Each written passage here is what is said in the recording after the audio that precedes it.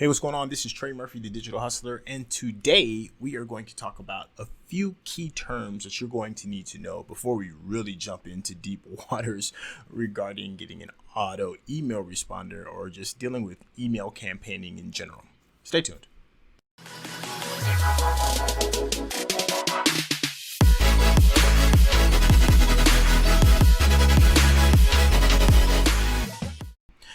All right, so we are about to really start getting serious about some email campaigning. And before we do all that, we kind of want to get like some of the basics down and get some of our terminology understood. That way, we can make this whole process a lot smoother. So some of these terms is something as simple as what is an autoresponder? And an autoresponder is simply a piece of software that takes email and sends it whenever you want it to be sent. That's pretty much it. Software that sends out email. The next big one that's really important, but for people that don't know anything about it, is a list. What is a list? A list is a place where all of your emails go and reside. It's where all of your customers are, your customer base, the people that you want to keep in contact with. If they all gather in one spot, that spot where all those emails are located is called your list. The next are understanding what a tag is. Now, lists can get really big. They can be only 100 people, they can be a couple thousand, and lists can be, a couple million people. And when you're dealing with large amounts of data, you want to figure out a way to kind of like differentiate different customers or people that are on that list. And one of the best and most widely used ways of doing that is using what are known as tags. Now, a tag is like a piece of information that is attached to that customer that's on that list for a specific thing that separates them from somebody else. Like, for instance, let's just say you're selling dog collars. You sell just dog products in general, but this customer bought a dog collar. Now, when they put in their email information regarding them buying a dog collar, what happens is you can put a tag on that contact that simply says dog collar. That way you'll know when they're attached to your big email list regarding all of your potential customers and the things that they've bought regarding dog products, you know that customer specifically bought a dog collar.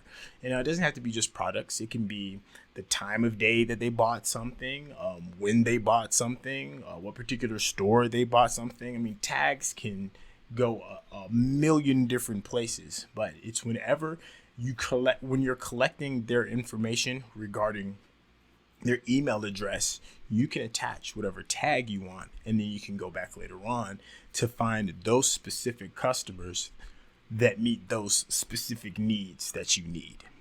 Make sense? All right, cool. The next one are triggers. Now, triggers are simply something that gets your email sequence moving, something that makes your autoresponder start. A trigger can be something like, let's just use the dog tags as the dog collar tag, the dog collar tag for this particular example. Now, the minute you put that tag on there that says dog collar, that can trigger an auto email response so that that person receives only a certain type of emails that are relative to somebody who would buy a dog collar. It can be all kinds of random things. As a matter of fact, let's go hop in here real quick, and we're going to take a look at things that could be a trigger through ActiveCampaign. Now, if you click here in this sequence, these are all the things and examples that can be used to be a trigger. A trigger that is something that gets either a campaign going, well, not even necessarily a campaign, something that gets an auto response going, one of your automations going. So let's go take a look at this again. Sorry. You can have a trigger that as soon as they subscribe to a list, it triggers an email response. A form, they share an email. If a tag is removed, if they visit a certain type of website, if they make a purchase, all of these different things can trigger your auto email responder to send out emails regarding whatever it was that triggered it. So think of a trigger as kind of like a trigger on a gun. The minute you pull it, those emails get shot out to those customers. All right. Let me see what else. Let me go down my list of other great things. The next one is a form. Okay, so a form is, we've all seen this, and it's anything that allows you to collect a customer's name and you receive an email. Now, forms can be things that are inside of a web page. If you're scrolling down and it says, hey, you want this free PDF, just give me your name and give me your email, and then we'll send it. And you put your name in that field that says name, and then underneath it there's that field that says email. That is called a form, and it can be something that's like really in your face and pops up in what is known as a pop-up when you're about to leave a screen, and then a small website page kind of like pops up in front of you and it says, hey, before you leave, give us your name and your email so that we can send you some important piece of information, or finish out your sale, or whatever it is. Those small little websites, that little mini website that you see that popped out, that's called a pop out, is what is known as a form. And yeah, so just think of it as any piece of collection, anything that collects the information of your customers, be it their name and their email address. That is a form. Let's see what else is next. The next is integrations. Now, an integration is kind of like a conversation between two pieces of an integration is kind of like a conversation between two pieces of software. Let's use ClickFunnels, for example. Now, ClickFunnels is a sales funnel building piece of software, and outside of just building sales funnels, if you want, it can collect email for you that you can put on a list, and then you can send out information to people that subscribed to that list.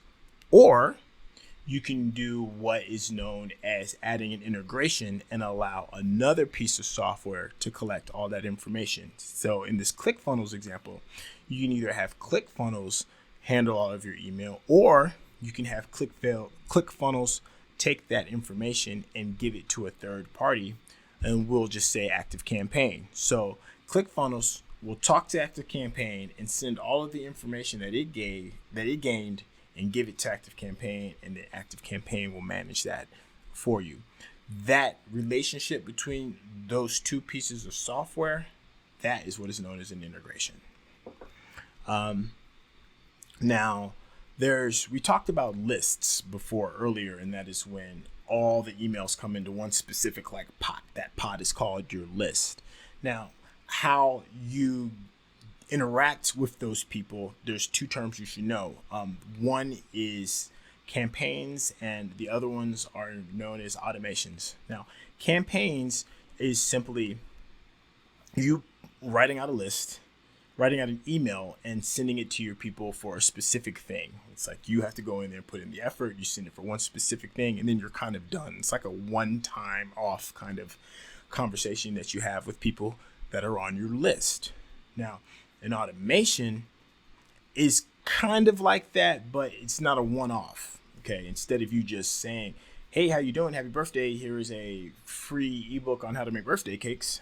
An automation sends everybody that's on your list through that letter sequence. So it may not have to be that birthday example. It could be you introducing a brand new product, and they're on your list, and you send them through an automation that explains to your customer how to use the product, other pieces of software or other products that can go along with that product that you sell and can offer. It allows you to have an opportunity to get to know your customer, and your customer get to know you a little bit better. And you want everybody that purchases a product or a service from you to have that same experience. Well, you send them through an automation because that's not going to change.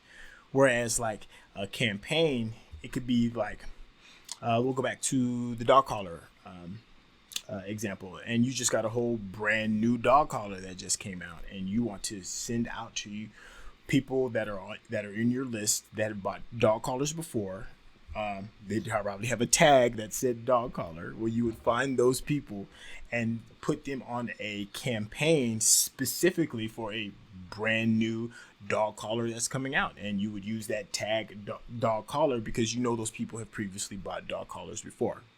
Okay. Let's see. The last one is deliverability. And deliverability is how often people are interacting with your emails and what could be stopping them.